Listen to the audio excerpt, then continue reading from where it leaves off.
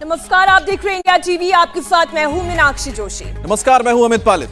बात करेंगे उस हत्याकांड की जिसने बीते 15 दिनों से उत्तर प्रदेश में भूचाल मचा रखा है। जी हां, माफिया डॉन में हाहाकार है।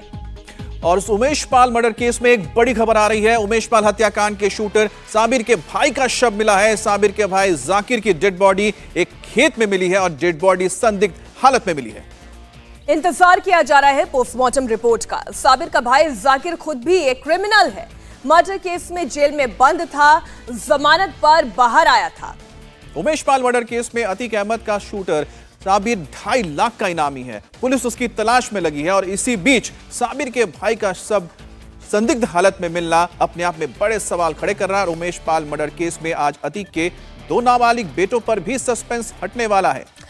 पुलिस ने कहा था कि दोनों ही बाल संरक्षण गृह में रखे गए हैं, लेकिन अतीक की पत्नी का दावा है कि संरक्षण गृह में उसके बेटे नहीं हैं। अब आज पुलिस सीजेएम कोर्ट में अपनी रिपोर्ट सौंपने वाली है और बताएगी कि आखिर अतीक के दोनों नाबालिग बेटे हैं कहां। फ्रीडम ऐप से सीखकर आपने पौधशाला की शुरुआत की है क्या? अगर ऐसा है तो आप अपने पौधों को 1 करोड़ फ्रीडम ऐप के जो ग्राहक हैं उन्हें बिना किसी खर्चे के आप उसे बेच सकते हैं। तो सबसे पहले आपको बताते हैं कि आखिर की साबिर के भाई जाकिर की मौत को लेकर इतनी मिस्ट्री क्यों है। डेड बॉडी संदिग्ध हालत में मिली है, शव पर चोट के निशान है। बताया जा रहा है कि जो शव मिला है वो 6 से 7 दिन पुराना है। डेड बॉडी के खेत में मिलने पर भी सवाल खड़े हो रहे हैं। साबिर का भाई जाकिर 21 फरवरी को कौशाम्बी में अपनी बहन के घर आया था। 27 फरवरी को वो अपनी बहन के घर से अपने घर के लिए निकला, लेकिन वो अपने घर पहुंचा नहीं। अब 9 मार्च को खेत में सीधा उसका शव मिलता है संदिग्ध हालत में। और साबिर की तरह उसके भाई जाकिर का भी क्रिमिनल बैकग्राउंड रहा है। पत्नी की हत्या के मामले में जेल में बंद था, 6 महीने पहले बेल पर बाहर आया। अब पुलिस इस डेथ मिस्ट्री को सुलझाने में लगी है। देखिए, थाना कोकराज के ग्राम मोहम्मदपुर में एक शव मिला हुआ था खेत में, जिसकी पहचान के लिए प्रयास किया गया, जिसकी बहन के द्वारा पहचान की गई है। उसका नाम जाकिर पता चला है और शव को हम लोगों ने पोस्टमार्टम के लिए भेजा है और जो भी पीएम रिपोर्ट में तथ्य प्राप्त होंगे उसके आधार पे आगे की कार्रवाई की जाएगी और उसके परिजनों के द्वारा जो और भी चीज़ें हैं उनके बारे में हम लोग अलग से पूछताछ करेंगे। ये कहाँ का रहने वाला है सर? देखिए, अभी तक जो उनकी बहन ने बताया है वो जनपद प्रयागराज के मरियाडीह के रहने वाले हैं। अपने बहन के यहाँ वो आए हुए थे। उमेश पाल मर्डर केस में आरोपी अतीक अहमद के 2 नाबालिग बेटों पर भी आज बड़ी खबर आने वाली है। पुलिस आज प्रयागराज के सीजीएम कोर्ट में रिपोर्ट दाखिल करेगी और रिपोर्ट में बताया जाएगा कि एहजम और अबान इस वक्त कहां पर हैं। इससे पहले कोर्ट में पुलिस की तरफ से कहा गया था कि बच्चे बाल संरक्षण गृह में हैं, लेकिन अतीक की पत्नी शाइस्ता परवीन को आपने सुना था, इंडिया टीवी ने उनका बयान भी दिखाया था जिसमें उन्होंने कहा कि ये दोनों बच्चे बाल संरक्षण गृह में नहीं है।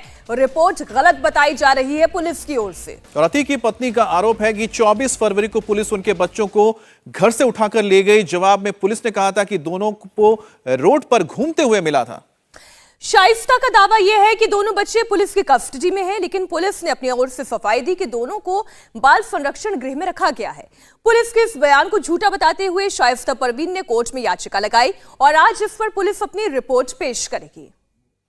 तो अतीक अहमद के 2 नाबालिग बेटों पर सस्पेंस के बीच जेल में बंद अतीक के बेटे अली पर एक बड़ी खबर आ रही है। बताया जा रहा है कि नैनी जेल में बंद अली बेहद खौफ में है और वो जेल में तैनात पुलिस वालों से पूछता रहता है कि अब किसका एनकाउंटर हो गया है। और अतीक के परिवार को एनकाउंटर का खौफ है क्योंकि पुलिस तो एक्शन में ही है। उमेश पाल के घर वाले भी अतीक और अशरफ को मारने की यानी मौत की सजा की मांग कर रहे हैं। उमेश पाल की बहन ने योगी आदित्यनाथ से क्या अपील की, आप भी सुनिए। मंत्री से यही मांग है कि हमारी जो है भाई को मारा गया है बिना गुनाह। मेरा भाई जो है क्या बोल रहे एकदम से जो है कलम की जोर से लड़ाई कर रहा था, तो उसको भी लड़ाई लड़ना था ना। हमारे भाई को क्यों मारा? जब हमारे भाई को मारा तो बस हम लोग मुख्यमंत्री से यही मांगते हैं कि अतीक अशरफ को मारा जाए। जब वो मरेंगे तभी मेरे भाई को शांति मिलेगी, नहीं मिलेगी नहीं उसको शांति। तो खून का जवाब खून से मांगने की मांग जो है आप आसान शब्दों में समझिए, वही कर रही हैं उनकी बहन।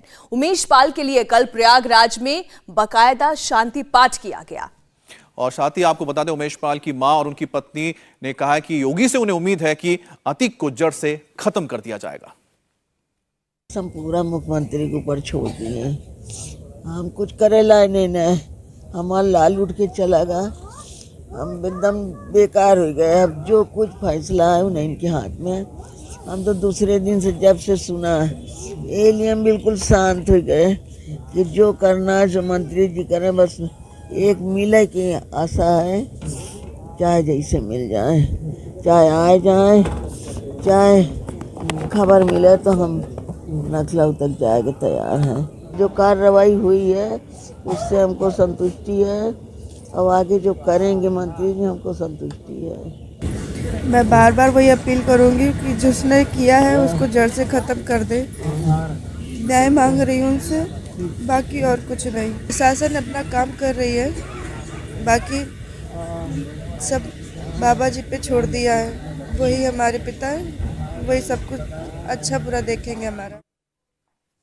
जरा उमेश पाल और राजू पाल की मां के बारे में सोचिए, जिनके एक एक बाल सफेद हो चुके हैं। उन्होंने अपने दोनों बेटों को खो दिया है और अब वो इंसाफ की मांग कर रही हैं। उन्हें उम्मीद योगी आदित्यनाथ सरकार से है। बिल्कुल। और उमेश पाल मर्डर केस में पुलिस अब तक 2 एनकाउंटर कर चुकी है, 2 आरोपी मार गिराए गए हैं और विपक्ष एनकाउंटर पर सवाल उठा रहा है। ऐसे विपक्षी लोग जो इनकाउंटर पर सवाल कर रहे हैं उनका या तो अपराधियों को संरक्षण है या वो क्रिमिनल कॉन्स्पिरेसी में शामिल हैं। अपराधी की कोई जात नहीं होती है, धर्म नहीं होता, पार्टी नहीं होती है। उनका जात, धर्म और पार्टी अपराध करना होता है। ऐसे भस्मासुरों को जो लोग पालेंगे एक दिन वो उन्हीं को भस्म कर देंगे। और इस खबर पर ज्यादा जानकारी के लिए सीधा रुख करते हैं हमारे संवाददाता विशाल प्रताप सिंह लाइव जुड़ गए हैं। विशाल, अब एक नई डेड बॉडी सामने आना और वो भी संदिग्ध हालत में इसका मिलना, ये क्या इशारा कर रहा है? देखिए, इस पूरे मामले में अगर मीनाक्षी बात किया जाए तो लगातार यूपी पुलिस, यूपीएसओजी, प्रयागराज की लोकल पुलिस, एसटीएफ और अन्य जो एजेंसीज होती हैं वो सारी एजेंसीज लगी हुई हैं शूटर्स की तलाश में। लेकिन कल जो डेड बॉडी सामने आई है वो इस पूरे मामले का 2.5 लाख का इनामी है साबिर के बड़े भाई की डेड बॉडी कौशाम्बी इलाके में सामने मिली है और वहां पर यह बताया जा रहा है कि उसकी डेड बॉडी पर चोट के निशान भी हैं। कौशाम्बी पुलिस इस पूरे मामले की जांच कर रही है, तफ्तीश कर रही है। शरीर पे चोट के कई निशान भी पाए गए हैं, जिसको निश्चित तौर पर पोस्टमार्टम रिपोर्ट के आने के बाद साफ हो पाएगा कि जो मौत का कारण है उसके पीछे असल रीजन क्या है। लेकिन साबिर के बड़े भाई शाकिर की मौत निश्चित तौर पर अपने आप में कई तरीके के सवालों को जन्म दे रही है। हालांकि पोस्टमार्टम रिपोर्ट का इंतजार करना चाहिए और उसके बाद साफ हो पाएगा कि इस पूरे मामले का सच क्या है। लेकिन साबिर की तलाश में, अरमान की तलाश में, गुड्डू मुस्लिम की तलाश में और अन्य शूटर्स की तलाश तो हो रही है। लेकिन विशाल, तो दूसरी बड़ी खबर है वो है अतीक के दोनों बेटों को लेकर, जो नाबालिग बेटे हैं, जिसको लेकर शाइस्ता परवीन एक दावा कर रही है, पुलिस एक दावा कर रही है। उस पर तो आज कोर्ट में जवाब भी देना है। देखिए, महत्वपूर्ण है आज जो पुलिस अपना जवाब कोर्ट में दाखिल करेगी। लेकिन इंडिया टीवी के पास जो सूत्रों के मुताबिक, प्रयागराज पुलिस के जो सूत्रों के मुताबिक खबर है वो ये है, दर्शक जान लें इंडिया टीवी के, कि प्रयागराज पुलिस आज जो इन्फॉर्मेशन दाखिल करेगी कोर्ट में उसमें यही बताया जाएगा कि अतीक अहमद के दोनों नाबालिग बेटे बाल संरक्षण गृह में ही मौजूद हैं और चूंकि अतीक अहमद की पत्नी हो, अतीक अहमद खुद हो या फिर उसका भाई हो या फिर भाई जो जिन लड़कों की बात की जा रही है उनके भाई हो, सभी या तो वांछित हैं या तो जेलों में हैं। निश्चित तौर पर इसी वजह से पुलिस ने किसी भी वकील को, किसी भी रिश्तेदार को उन नाबालिग बच्चों से मिलने नहीं दिया है। पुलिस का कहना है कि हमको जो पूछताछ करनी थी शुरुआती, वो हम पूछताछ कर चुके हैं। लेकिन एक छोटी सी जानकारी विशाल, आप ये भी दर्शकों को दें कि ये बाल संरक्षण गृह में क्यों है, इन्होंने क्या गलत किया है? फ्रीडम ऐप से सीखकर आपने पौधशाला की शुरुआत की है क्या? अगर ऐसा है तो आप अपने पौधों को 1 करोड़ फ्रीडम ऐप के जो ग्राहक हैं उन्हें बिना किसी खर्चे के आप उसे बेच सकते हैं। देखिए, 24 तारीख को मीनाक्षी जाना पड़ेगा इस घटना के पीछे, जब उमेश पाल की हत्या होती है और उसके बाद पुलिस की छापेमारी शुरू होती है। अतीक अहमद का जो परिवार है, चाहे उसका बेटा असद हो जो कि इस मामले का मोस्ट वांटेड है, जो कि मौके पर मौजूद था, जिसने शूट आउट किया था, वो फरार होता है। शाइस्ता परवीन अतीक अहमद की पत्नी है, वो फरार होती हैं।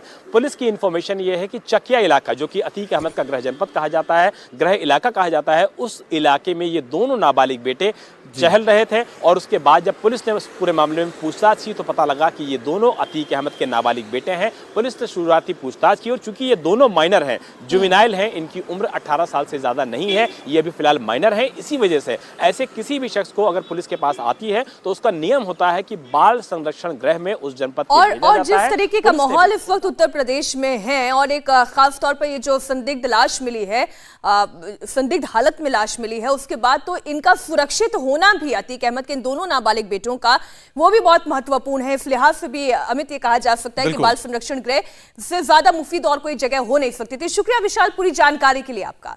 इंडिया टीवी हर वक्त हर जगह डाउनलोड करने के लिए सर्च करें India TV news Google play store या ऐप स्टोर पर।